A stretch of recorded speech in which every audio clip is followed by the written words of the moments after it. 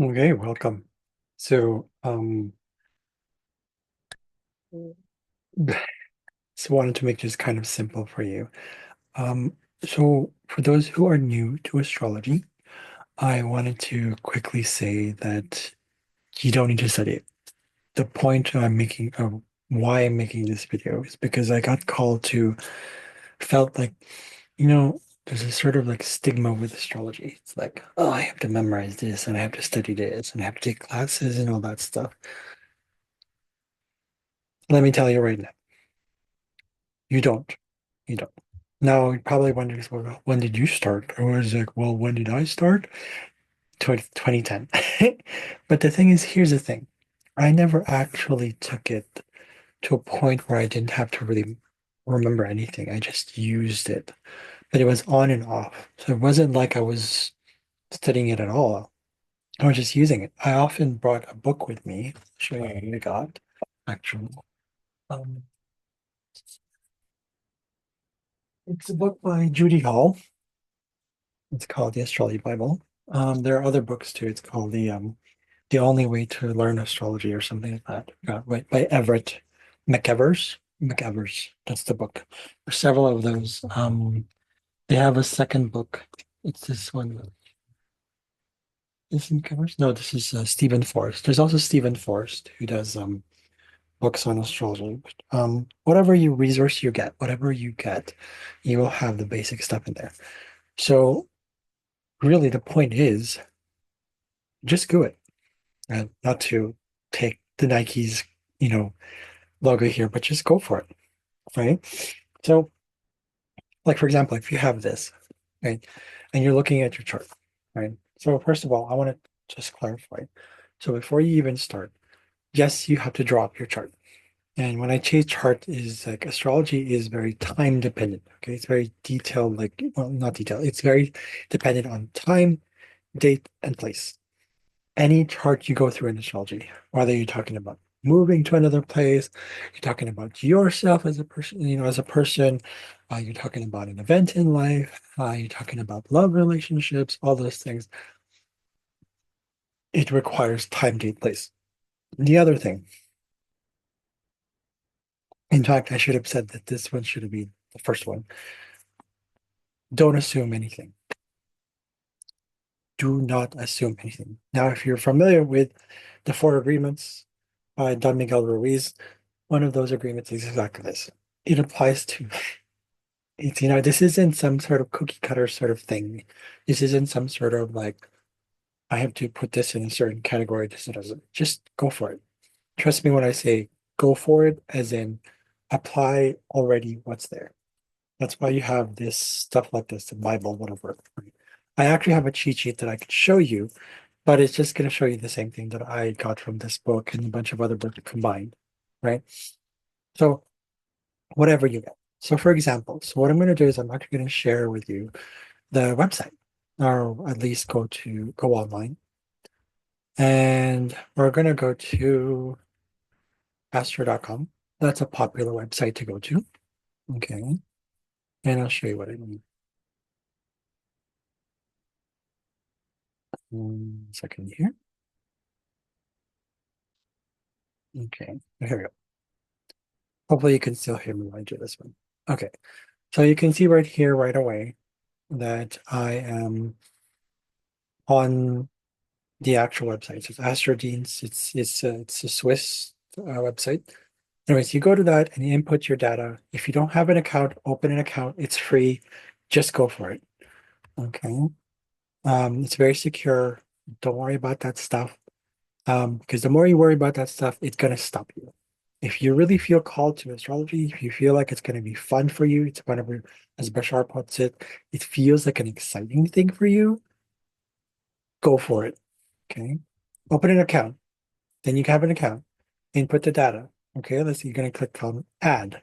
Okay, it's very straightforward. Whatever it is you're inputting, maybe it's your date of birth. Start with your chart. Many people, I think, who've gone to astrology already know this, but that's the first thing you do. Input your data, right? Let's say your name is, I don't know, John or something, right? Whether it's male, female, it doesn't matter. right? And you put in the date, let's say January 1, right? 2001. Maybe it's you were born in 2001. I don't know. You could have been born in 1991. Doesn't matter. Okay. And you put in the time of birth. Now, time of birth might be hard for some people because some people just don't have their time of birth. If you remember around what time you were born, like ask your mom, go to your city, what do you call that, archive or something like that. Go to city archives, the hospital you're born in, find a way. If you don't, really, if you can't, if you've basically um done all your research on it and you can't, you run yourself short, um, go to an astrologer and then have them do what's called a rectification. Okay. They will ask you certain questions about your life. And because the closer the time, the more you know about like around what time you were born. Let's say you say morning. Okay, can you narrow it down? It's all about narrowing it down. But don't give up when it comes to time of birth. Do not give up on that one. Many people just give up and say, I don't know what to do with that. I don't know. Um, but of course it is easier said than done. But the point is you will find a way. Somehow you get guided as well into it.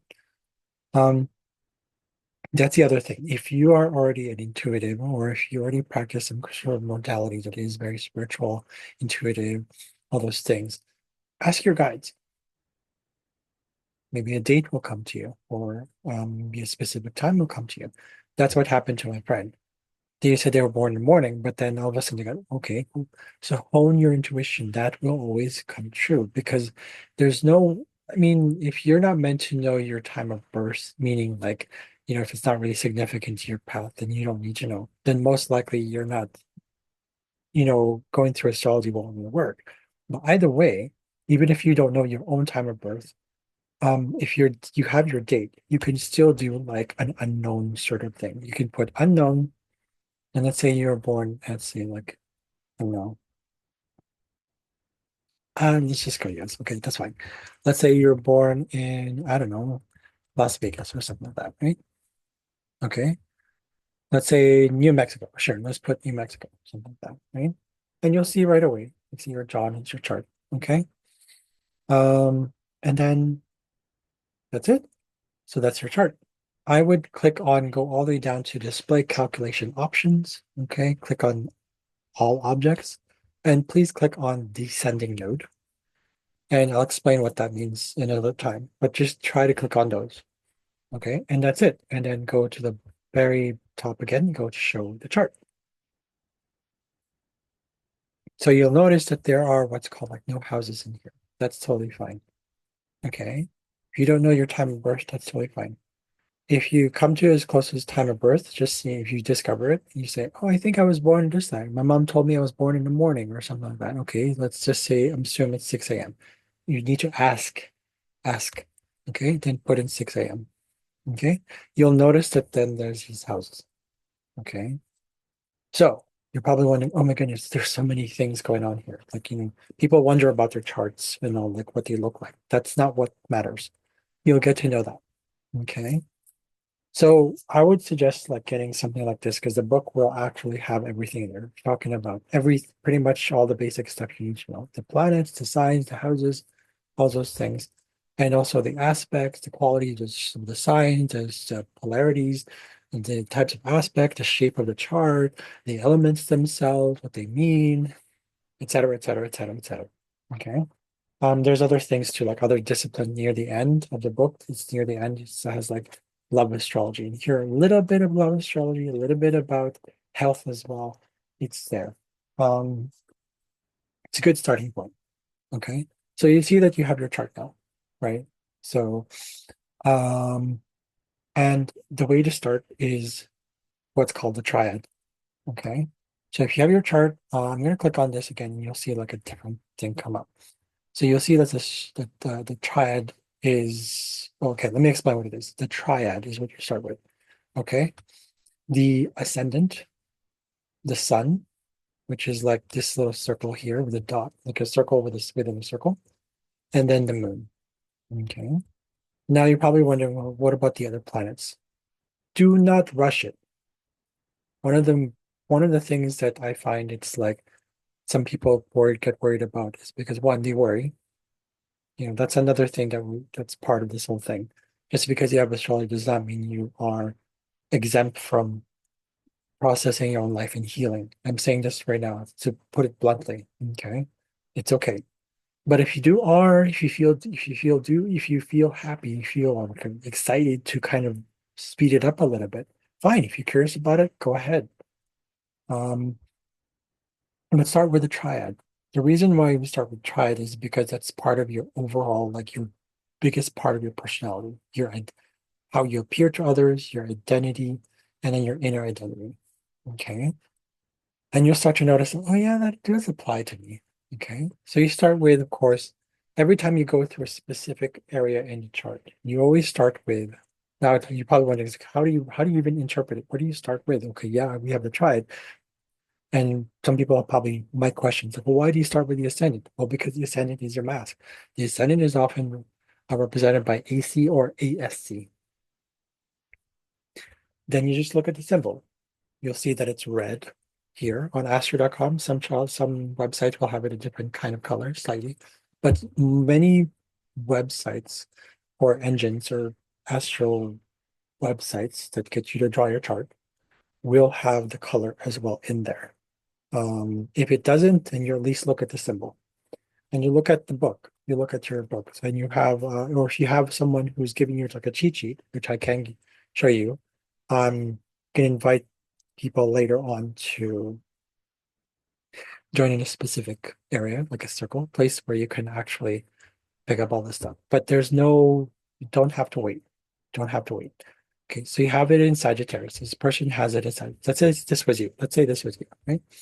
You have it in Sagittarius. Okay, great. And you wonder, okay, ascendant. What is the ascendant? You look at your book. What is the ascendant? And then you look at the Sagittarius. Okay, most people go straight into like what that means. What I find has helped me is you use the gift and the power of symbolism, symbolism, analogies, pictures.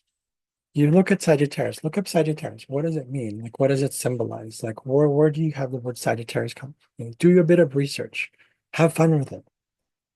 If you're not good with the details, don't worry about the details. Just go for it. Just go Sagittarius, type it up. Okay, what is the background of Sagittarius? Right? Go beyond the limits of your thoughts. And if you feel like you're called to like do a bit of research on what is that, trust that. That's the other thing about the whole thing about astrology. People think it's so just mathematical and all that stuff. It is not. It is very left brainy, but it's also right brain. That's where the divination comes in. You go to War Sagittarius and you find that it's about like centaur. It's about the bow and arrow. If you get the feeling of bow and arrow, isn't that kind of like directedness? Isn't that kind of like, right? Use the gift of synonyms as well. Use that gift of synonyms. Use the gift of comparison, right? Go beyond that. And then feel what it means to you. Do I look like that? Do I appear like that? That's the ascendant. That's the mask. Do I appear like that? You see what I mean? Do you see what I'm getting at? Okay. Then you go to the sun. Okay, so this person says, okay, the sun is in what's called, you probably see the arrows here. It'll show that it is 10 degrees. Okay, you see that 24, 9, 10. Forget the other numbers. The sun is what you're focusing on right now.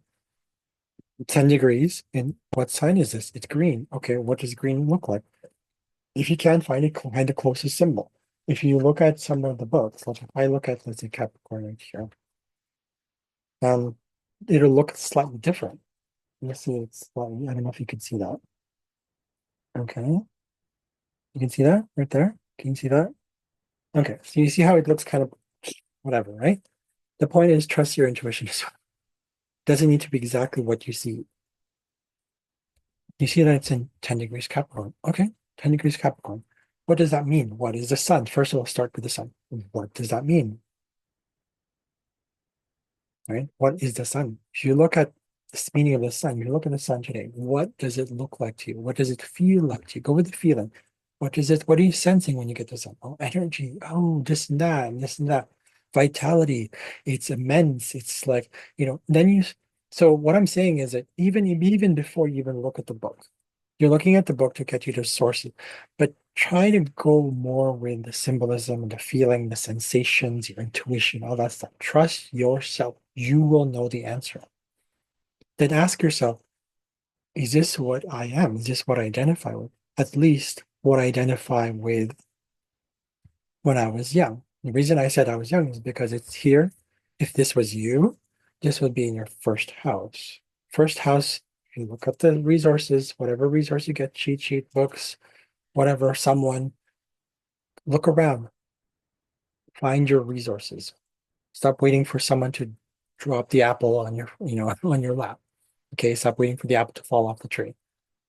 Go for it. Just go for it and have fun. The goal is to have fun. Okay. Um, It's in the first house. Okay, so this person's sun, this fictitious person, fictional person, whatever, is in Capricorn in the first house. So what was it like? Okay, so Capricorn is, if we look at this resource right here, Capricorn tends to be, okay, there's a description here, okay, personality. Capricorn is traditionalist who devotes tremendous energy to resisting change. Okay, most people will adapt to this. They'll be like, okay, it's personality, it says here. I'm not going to show you the book because, again, it's copyright stuff, but you'll see it. So whatever the definition is of Capricorn, you'll see it. And you're just like, oh, okay, yeah, okay, I can see that. But then at the same time, here's the thing. When you look at the houses also are ruled by the signs. And you'll see how there's numbers, 1, 2, 3, 4, 5, 6, 7, 8, 9, 10, 11, 12. Okay? They are ruled by the signs that are in also in the order of the zodiac. You're probably wondering, I thought the first house was ruled by here's Capricorn. No, it is ruled technically here by Sagittarius, but in its own self, the first house is ruled by Aries, right? First Aries. Makes sense, right? That's the order of the zodiac. They rule the houses, they're aligned with the numbers themselves. Okay. So you notice that it's also Aries. The sun here in Capricorn in the first house, whatever it means for the first house. First house means like it's your body, it's the things that you are, your natural abilities. Okay, those are a bunch of things. Whatever the books will say, whatever your says, start with that. Start simple. You don't have to complicate anything. Okay. And then notice that it's also because it's ruled by Aries, you'll notice, oh, there's an Aries label, there's an Aries, what do you call this? Uh, coloring, or there's a layer of Aries into the Capricorn. So it's not just the Earth Capricorn, but it's also the fire Aries, right? They're both also leaders. So it's very much like a leadership kind of individual, like very, oh, okay, very much like a go-getter. So does that resonate with you? Ask yourself the question, especially because you're starting with your birth chart, and that's where you usually start from, because you can confirm that data. All the charts are showing is exactly what happened, or rather what is still probably still happening. Okay, so the point is start with that. And then you go into the moon, do the same exact thing I just did.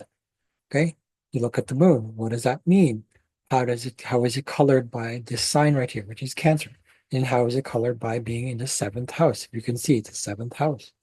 Okay. And you combine all the three and you say, how does this add on to my interpretation of the triad?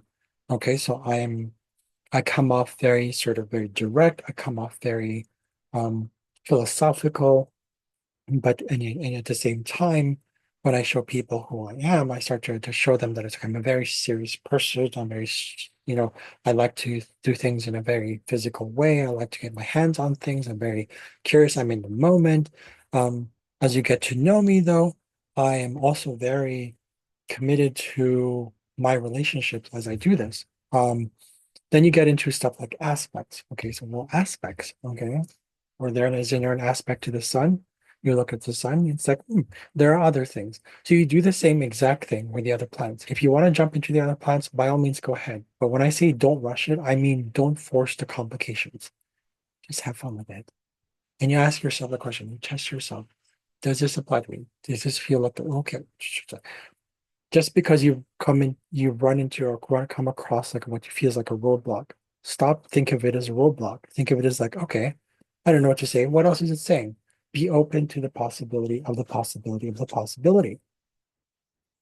Okay. So there you go. That's my little gist for today. I hope that really helps. Okay, just go for it. It will be fun. It will be a journey. Stop looking for the goal. Don't, it's just like, oh, I need to be professional, but I need to know exactly what I'm doing. I need to perfect this. I need to let that go. It does not serve you. Does not serve you. It's a great in every moment. Okay? More people, more and more people learning that now. Creating goals and planning for that stuff, it doesn't work. Go with your joy. Go with what is actually exciting for you. Okay. And that's what's worked for me, especially in the past year or so, year and a half. I just go for it. Like I'm still building this list of asteroids. I'm literally working on it's 700 pages, single spaced. It's all asteroids. I'm one of those. I guess I'm the only astrologer that I know that has literally worked with over 100 asteroids. So people call me the astrologer guy. Okay, I mean the asteroid guy. Okay, so I take it seriously because it's not because I'm serious about it. I am serious about it, but I'm not like "Ugh," about it. Okay, a lot of energy today, so not my usual kind of lackadaisical videos. I don't know, whatever you want to call it, but I'm just sharing with you this whole thing. Like I'm not gonna be always like this. That's I have moon. If you already know this stuff, like yeah, moon in Aquarius, I'm emotionally unpredictable, behaviorally unpredictable. Long story. Point is, get started on it right away.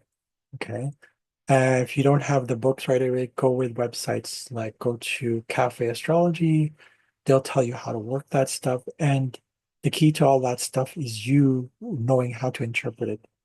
And once you go beyond the triad, the three, ascendant, sun, moon, you'll notice that it's like, oh, the other parts make sense. When you start working on the aspect, it starts to make sense.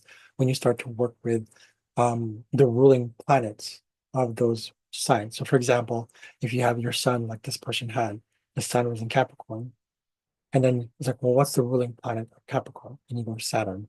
So the Saturn, not only the first house, adds layer to the Capricorn. What sign the Saturn is will add flavor to that. So there's like a layer after layer and then puts the aspect, another layer. Okay. The element will add another layer. The quality of it will add another layer. So there's this huge layer of that part of yourself. Okay. So don't think of astrology as just like, oh, it's just like a tool kind of thing, as if it's just a tool, this tool, this tool, this tool. It is a tool, yes, but it's a tool that will help you reveal little parts of your experiences of yourself. Okay. So again, trust the moment, experiment, have fun, stop believing any of the things you've been taught to believe, and just go for it. Okay. I hope that helps. Thank you so much. If it at all helps, let me know. Comment down below.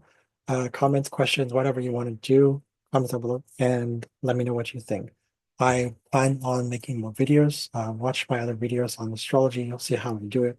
Um, yeah, and I think that's it. So it doesn't have to be like this boring little thing, although sometimes I come off fairly boring. Yeah. I put people to sleep apparently with my voice, but the point is, it's not me that you need to worry about. It's about you that need to find yourself in this place. Like, is astrology a thing for you? Is astrology your tool? Is astrology your modality? So go for it. Go for it.